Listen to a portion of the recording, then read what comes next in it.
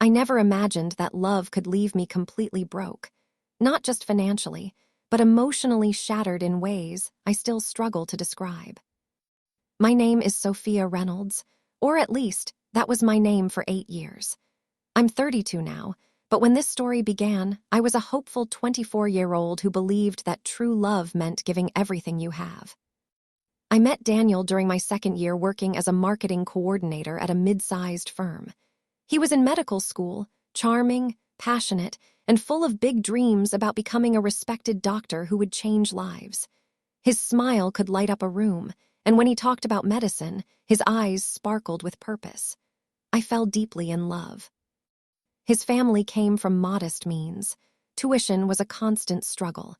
One evening, after he received another rejection for financial aid, he broke down in my apartment. I held him and whispered, "Don't worry, I'll help you. We'll do this together." That decision changed the entire direction of my life. For the next 6 years, I carried us. I worked full-time, often taking on freelance projects late into the night. I budgeted every single dollar. I cooked healthy meals so he could stay focused on studying. I paid for his textbooks that cost hundreds of dollars each, his exam fees, his residency applications, his white coats, his stethoscope, and even his expensive medical conferences. I gave up so much. I postponed my own master's program. I told my friends I couldn't join their trips because we're saving for Daniel's education. I delayed buying a home and starting a family. Every time I felt tired or resentful, I reminded myself, this is temporary. When he becomes a doctor, we'll have the beautiful life we both deserve. We got married quietly in the courthouse during his 4th year. He looked at me with tears in his eyes and said, "Sophia, you're my angel. I don't know what I would do without you. One day I'm going to take care of you the way you've taken care of me. I promise." I believed him with every fiber of my being.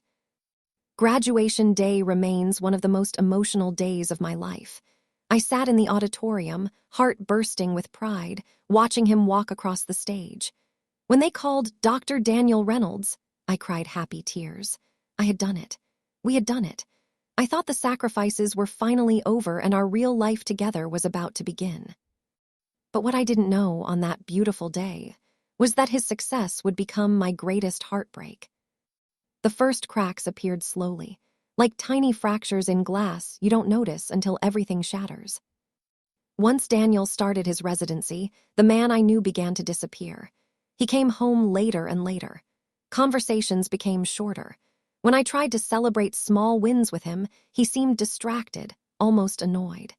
He started caring more about how he dressed, what car he drove, and how people perceived him as the new young doctor.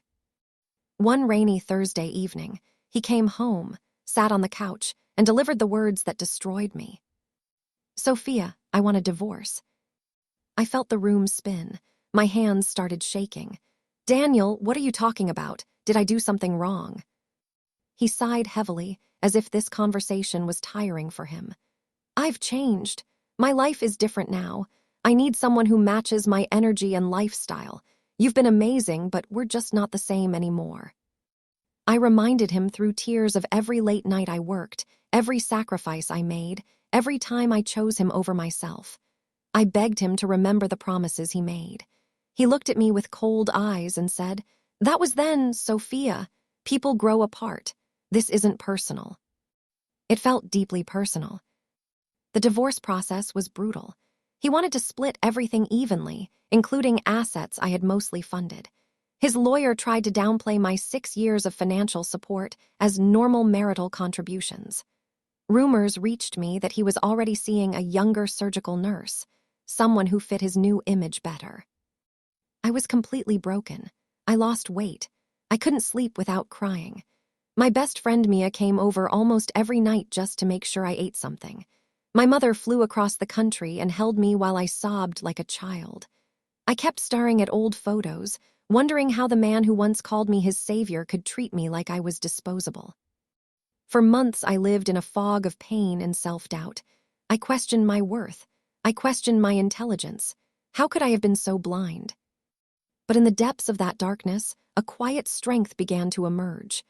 I realized I had kept every single record, Every bank transfer, every receipt, every email where Daniel asked for more money, every promise he made.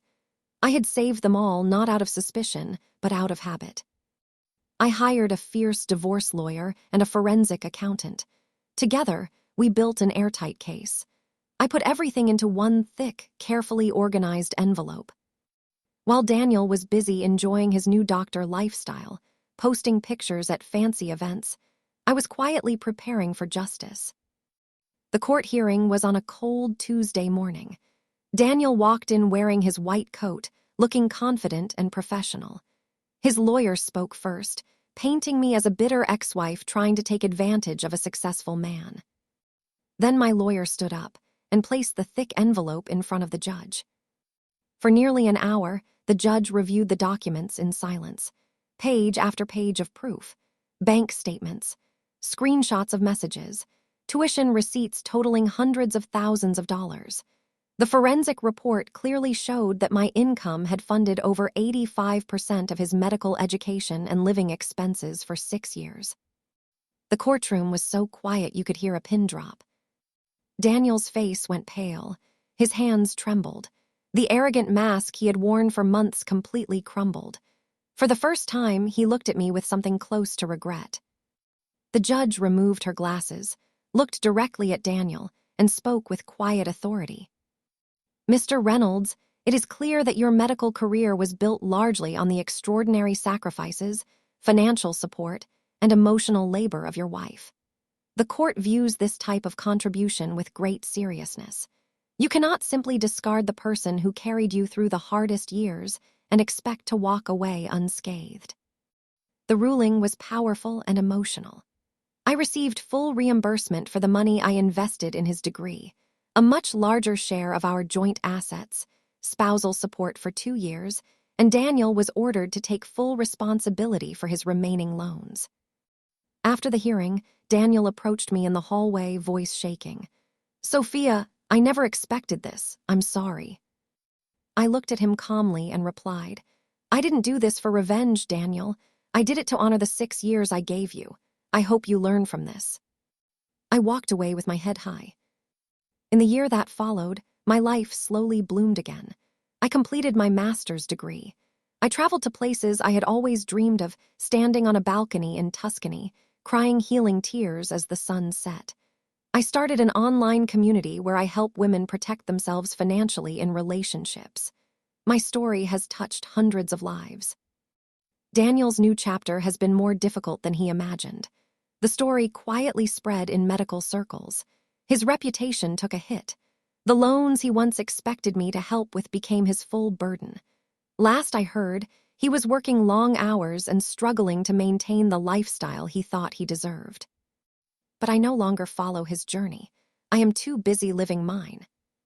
If you're watching this right now, and you're sacrificing your future, your savings, or your peace for someone who may not value you the same way, please hear these words from my heart. Love should never require you to disappear so someone else can shine. Give generously, but always protect your worth. Keep records, set boundaries, and never forget that your dreams matter too. I lost 6 years and a marriage, but I found something far more valuable: my voice, my strength, my independence, and most importantly, myself. The best revenge isn't destroying the other person. It's becoming the woman you were always meant to be. My name is Sophia. I paid for his medical degree for 6 years. He divorced me when he no longer needed me. But thanks to that envelope and my quiet strength, I rose again. Thank you for listening to my story with an open heart. If it moved you, comment "I choose me" below. Share your own experiences. You are never alone in this. Remember, sometimes the greatest comeback begins the moment they think they've broken you forever.